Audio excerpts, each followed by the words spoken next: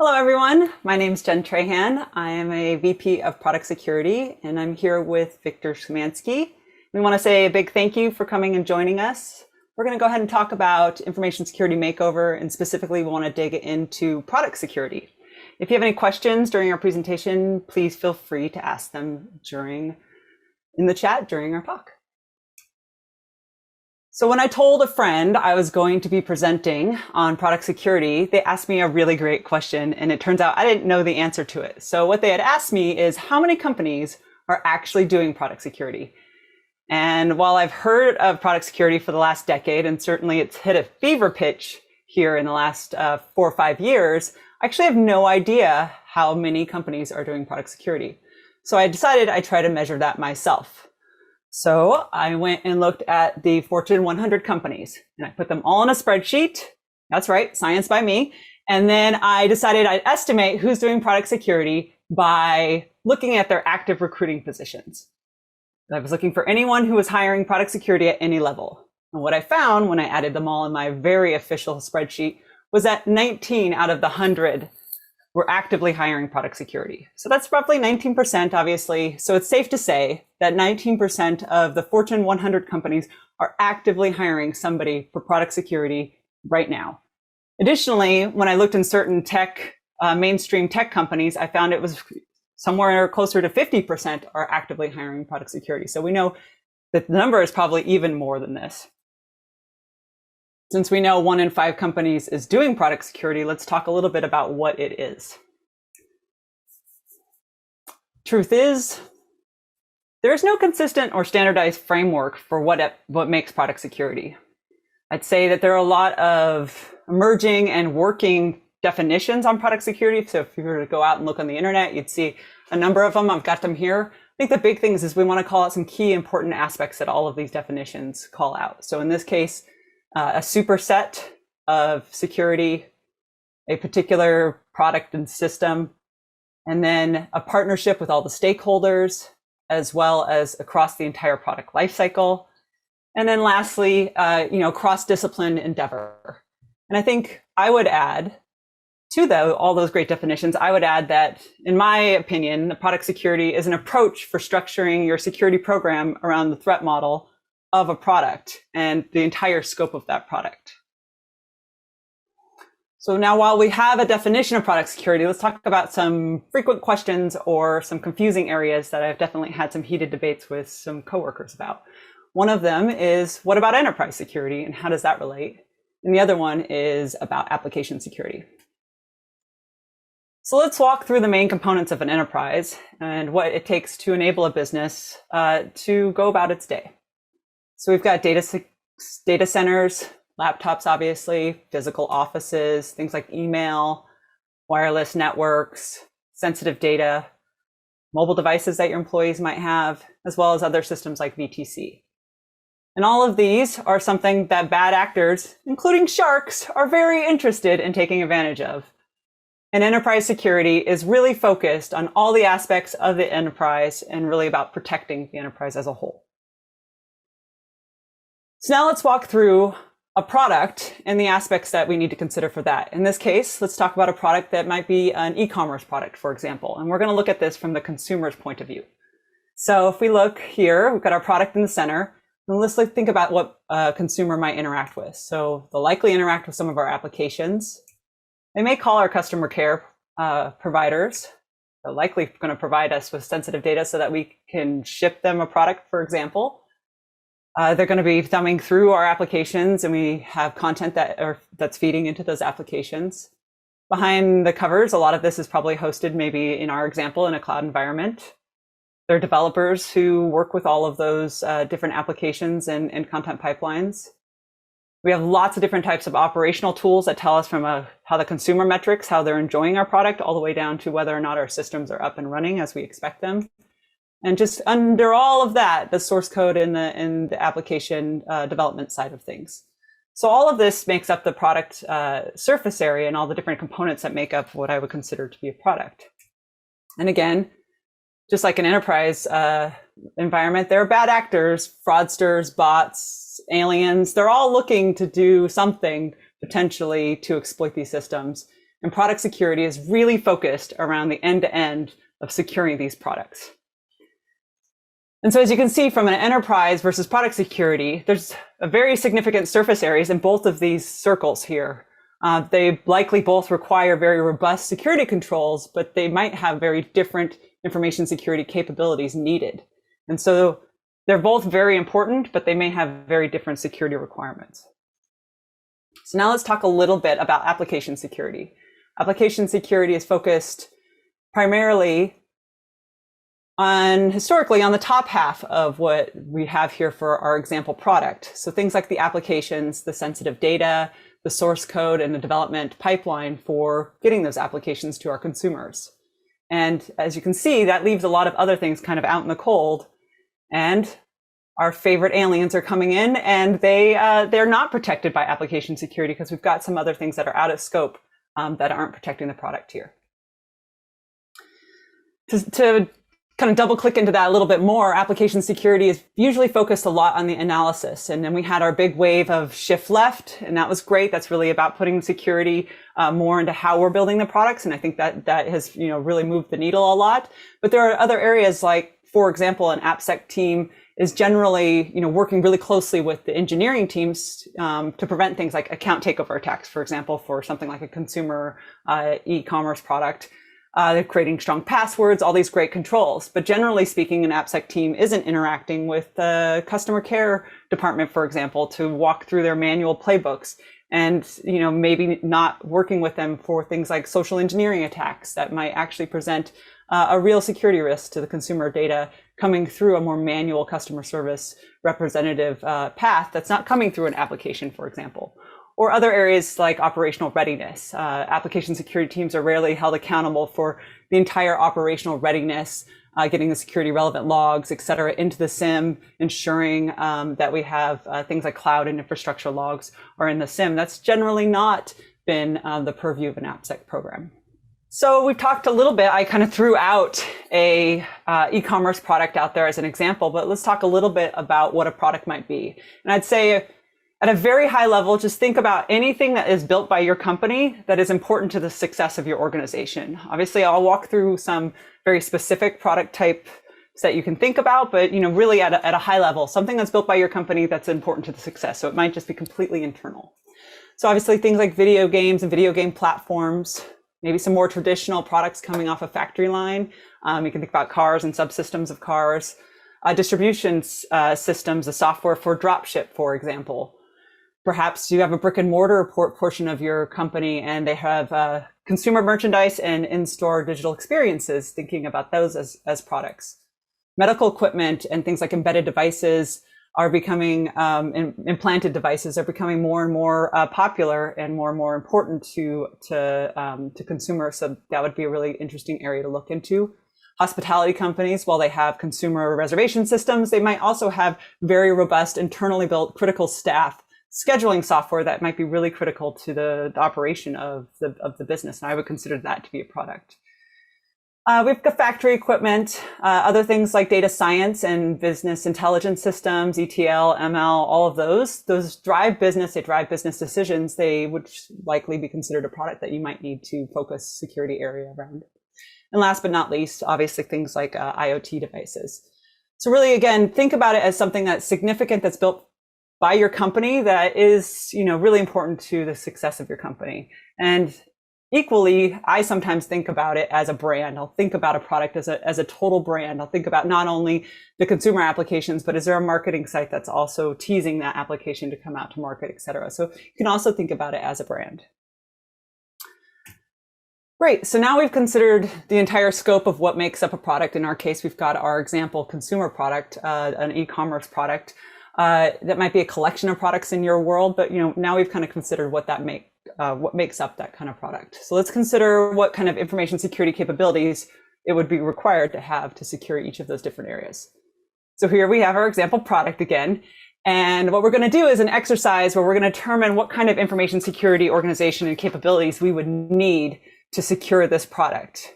We want to do this very objectively. Don't consider what's already in your security organization. Just consider what you would do from scratch. Pretend you were hired to do this just to secure this product or these product types. What would you build? So working with our example here, let's start with the fact that it's hosted in the cloud. I think that's a good place for us to start. So we'd want to make sure that we have a robust cloud security program that would make sense. So we want things like detection catalog, anomaly detection, audit logs, identity management, IAM, et cetera, as well as configuration compliance, et cetera. So we definitely want to make sure we've got a robust cloud security program. Then moving into the more DevSecOps side of things, this is where we'll find more of the basics of classic application security and a lot of the DevSecOps shift left type of application security that everyone's talking about. But there are a couple other areas that historically I haven't seen more in this DevSecOps side of things. Specifically, I want to call out operational security because things like monitoring and alerting and dashboards on the application layer and beyond is really important, and we want to make sure that that's baked in. And then let's think about what our inventory, what is the footprint, what makes up this product or brand. So thinking through an external inventory, what does it look like from the outside world? What kind of data is it collecting and classifying that data, as well as other things related to our cloud account inventory. And then obviously a robust vulnerability management program would be something that you want to build.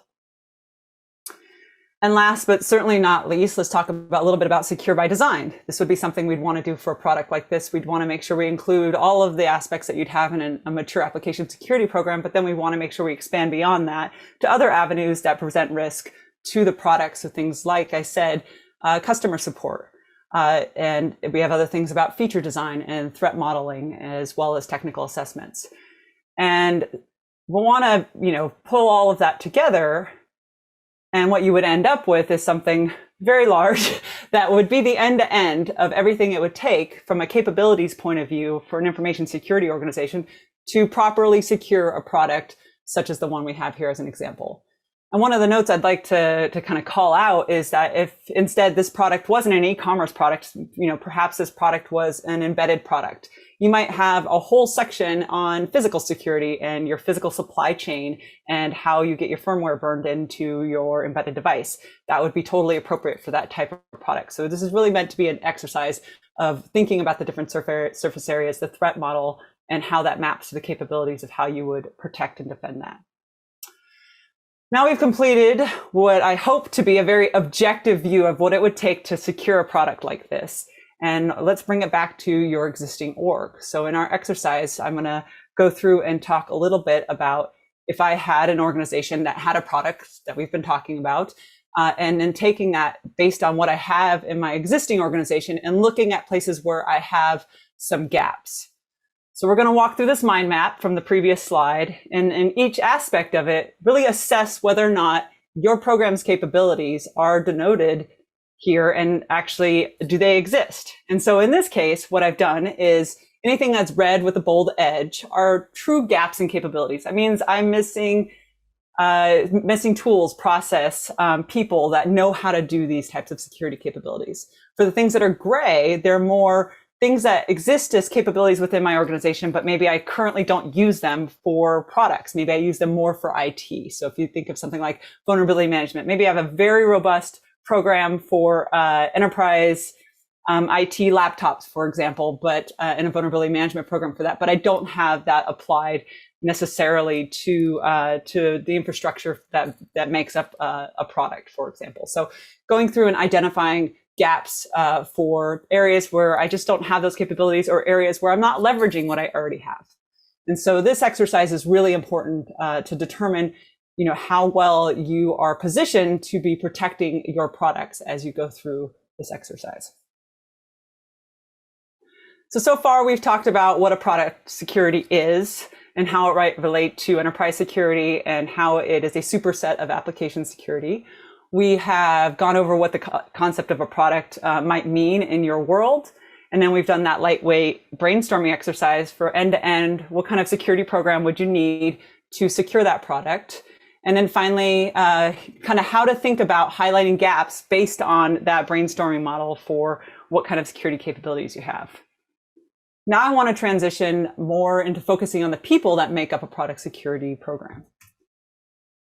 So recently, I've had a major construction project happening in my house, which has been very educational for me. And there are many aspects that make up a large remodel program and project in my house. I work definitely closely with an architect. We have framer and builders, as well as everybody loves their city inspectors. We have painters and drywallers and electricians and plumbers. But thankfully, I also have a security contractor, and they're amazing. And they're a fantastic company who's done a really great job of making everything work really, really smoothly. And I'm really thankful for that as I start to think of all the other subsystems that make up my house and the parts of my house that need to be taken care of. So things like physical security, making sure all of that is set, and egress for a window, and those kind of things I would never know about. Smoke detectors and fire extinguishers and other kind of CO2 alarms, et cetera. So they work with other repair people, safety specialists, and they ensure that, we're compliant with the fire department, et cetera. And as I was thinking through this, it became very clear to me the importance of my general contractor when he ended up having a small surgery and he wasn't going to be able to be on site for about a week and a half. And during that week and a half, we had a very well-meaning and eager drywaller who was trying to get their job done. And they waited for the plumber and the electrician to finish their work. And they were about to basically drywall over everything as they're supposed to. But the problem is that the inspection hadn't happened yet. And so we almost had a huge issue where the inspector hadn't had a chance to sign off on all of the plumbing and the wiring before the drywaller had covered it all up. And thankfully this, was caught before it became a huge financial problem. But it was during this time I became acutely aware of the value of my general contractor. While he's great at fabricating things himself, I've seen him build full walls and do plumbing, et cetera.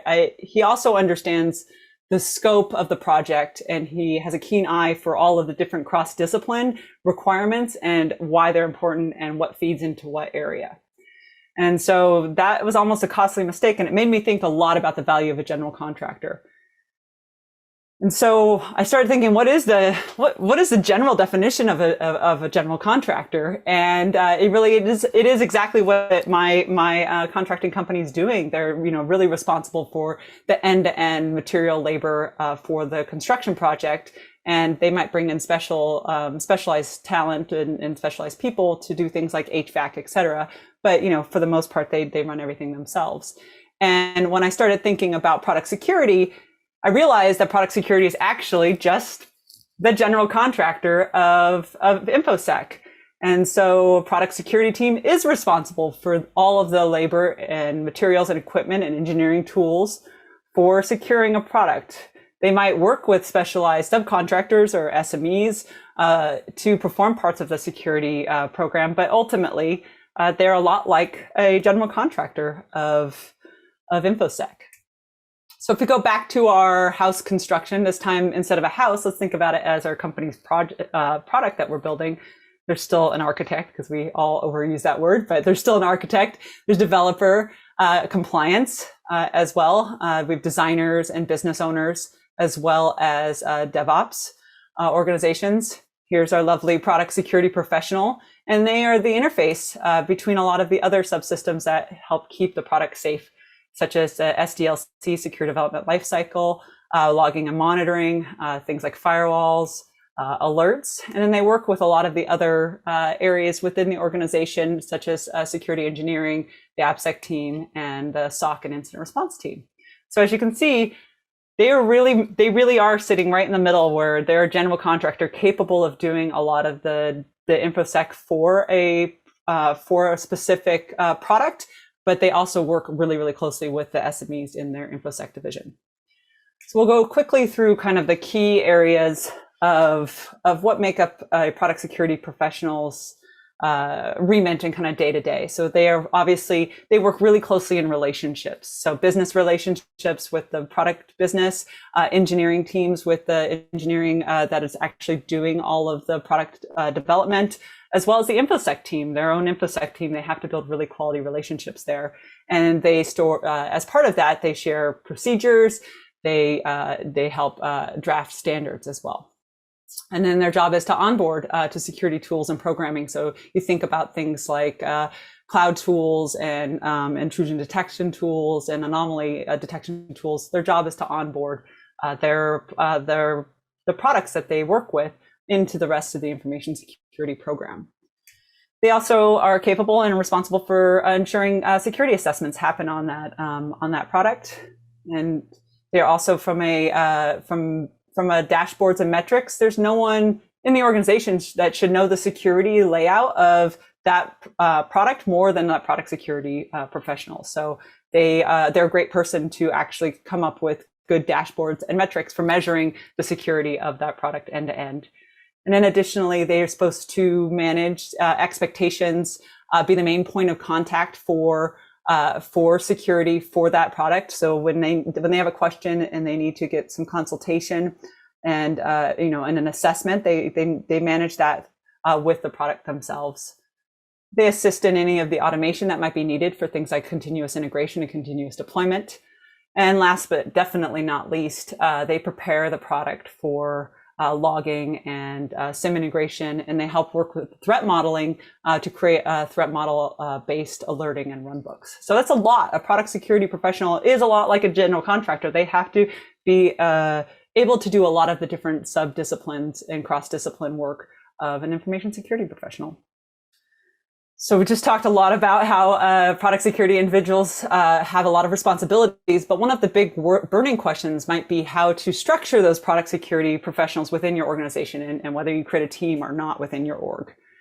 And unfortunately, I have to say it depends. And I really hate to say it depends, but it does. It depends very heavily on what kind of products your organization and company is and how big of a focus you have on those products.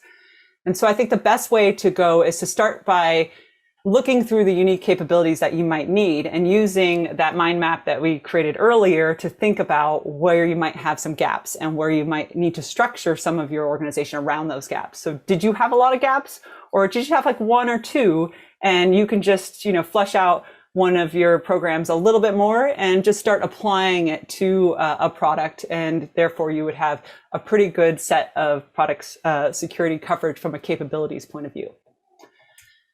Additionally, from a structure, I've seen a lot of teams, since we were talking about this earlier, I've seen a lot of teams and organizations build out their application security and just extend that to be called the product security organization. I think this is a valid approach, but the important point I'd want to make is that we want to make sure that that application security, as it extends to be a product security, is truly not a rename, but really is taking into everything beyond your SDLC, right? Everything beyond the application, and really thinking about it from a holistic product and brand point of view to make sure you're not missing other manual areas, other places that present risk that have nothing to do with an application or the application development lifecycle. Also, you should consider whether you want to avoid spreading your app team too thin when you expand their scope to include these other areas. So instead, I would encourage you to consider leaving your AppSec team as a specialized skill area, and instead build out a subset of product security specialists as a team, and then assign those product security specialists to specific areas, maybe based on product type. So if you have a lot of embedded, maybe have a couple product security professionals around those embedded products. And then if you have e-commerce, maybe a couple around that. Or you could do it based on brand, or you could do it based on locale. And, it really depends on how your company is organized and how your products are organized and your business is organized. So at this point, we have talked about product security and what it is. We've discussed kind of what you can think of a product might be. And we thought about what kind of capabilities it might take to secure a product, and looked at all the potential gaps that you might have in your existing information security organization. And finally, we talked about what a product security professional is and how they might fit into your overall information security program. And since product security, as I've said before, depends greatly on what kind of products you're making, there truly is no one size fits all structure. But I hope that I've given you some approach for thinking about product security and how it might fit into your organization, and kind of how you would go about determining that and working out whether and how you might add product security as a focused area within your information security organization. And so now I'm going to hand it off to Victor so he can walk you through a case study of hiring product security professionals within Europe. And with that, Victor, can you take it away? Hello, everyone. I would like to briefly share with you my experience from hiring for a product security position in Central Europe, which hopefully will make this process easier for you in the future. Well, naturally, each company is different and your mileage may vary depending, for example, on your location and organization type. So my story dates to September 2020 when I was informed by my co-speaker Jen that the headcount for the product security team will increase. Great news. Well, life couldn't be better. And we were looking for a candidate in Poland for the role of product security engineer. And to be honest, I thought that the hiring of a skilled individual for that particular position will be a piece of cake. Why? Well, mostly because there's a lot of technically skilled and motivated people in Polish InfoSec community. And the role is interesting. And in my opinion, it allows the candidate not only to demonstrate, but also to develop new skills in many areas of InfoSec.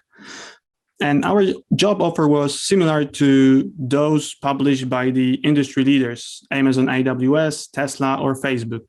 It basically required the knowledge in the area of application security, penetration testing, IT architecture, where DevOps and container security knowledge were nice to have. The offer looked really solid, and after publishing, there was nothing more to do than to wait. And time went by, 1 week after another, and until this moment, everything was straightforward, but things started to go south from here. It wasn't even the fact that the applications that were sent to us did not match the job position. There were no CVs or resumes at all, and it looked like we were heading for a bumpy ride. And obviously, we needed some troubleshooting to discover the problem. And naturally, when you troubleshoot, you check the most obvious things first, and step by step, you get to the bottom of the problem. Well, I started by checking if the pages through which people send their CVs work.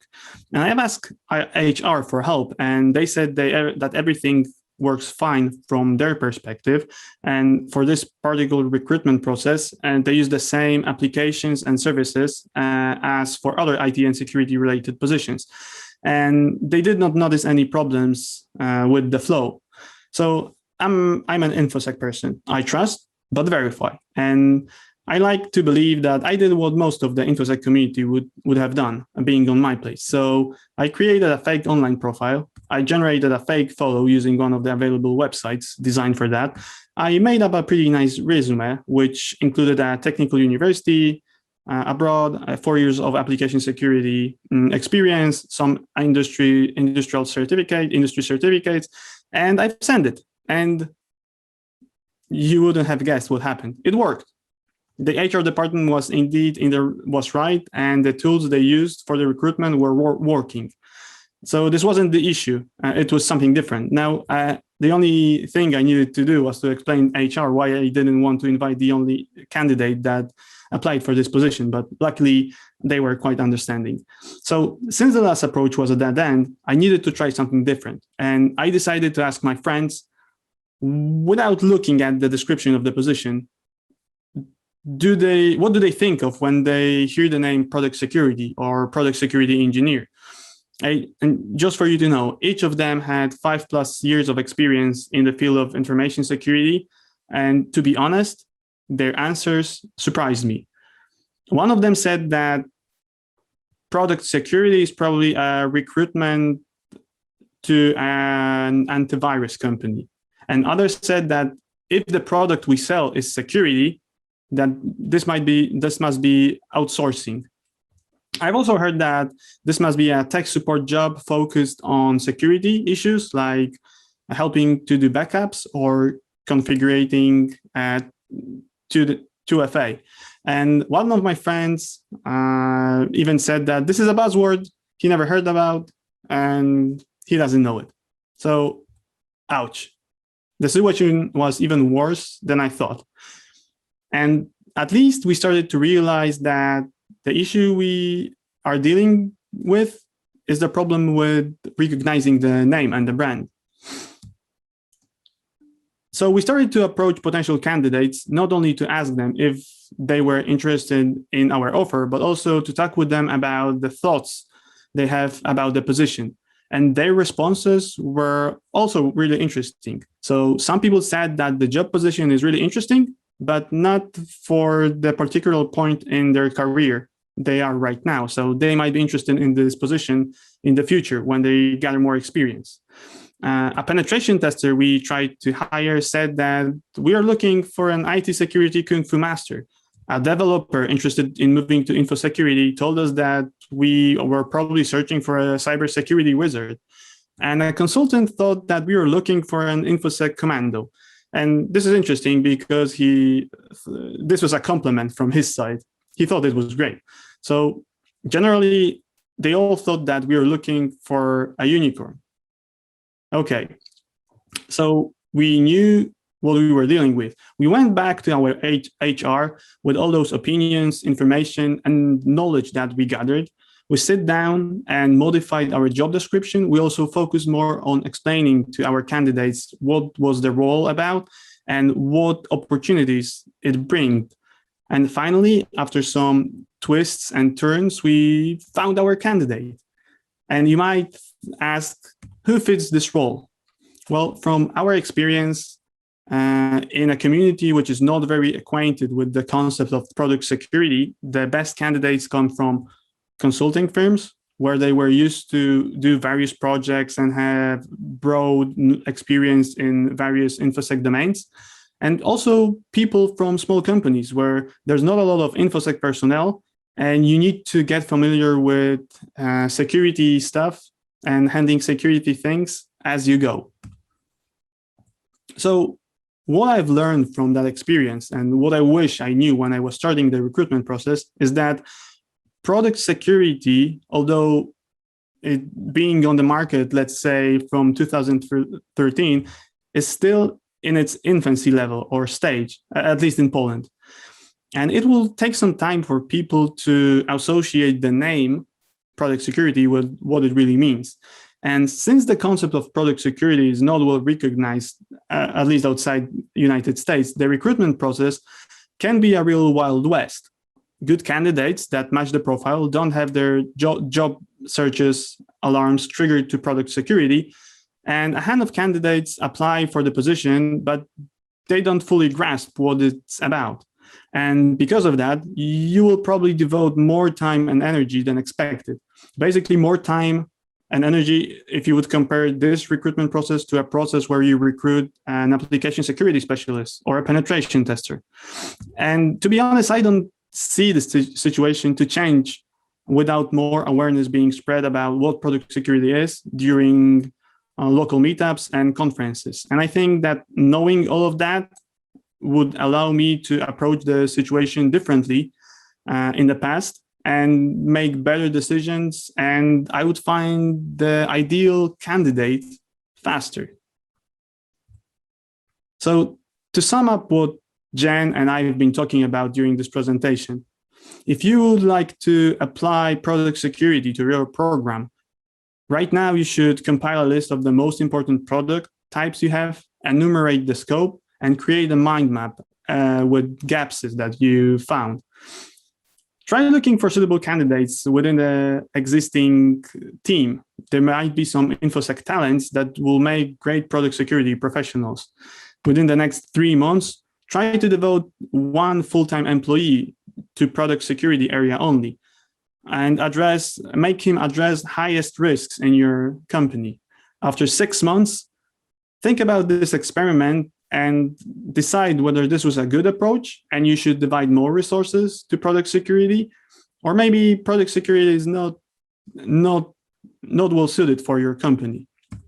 On the other hand, if you are hiring for a product security position outside the US in the nearest future, you should write a job description that attracts people that in your opinion will fit this role. In our case, those were consultants and InfoSec team members from smaller organizations. And what I mean by that is that you should put in your job descriptions keywords that will attract those people. Something like fast-paced company, learning opportunities, which bring cooperation with developers, business owners, and other InfoSec teams. There is a possibility to do cross disciplines between InfoSecurity. And then instruct headhunters and HR managers to look for the people who are interested in those offers. Within the next 3 months, if you don't get any hits, try updating your job description based on the candidate's feedback and do some troubleshooting. Let's hope that after 6 months, you'll enjoy your new employee. And if you have some time, please spare it and share your recruitment experience during an online meetup or a conference. Thank you very much. If you have any questions, please join us on the Q&A session following this presentation.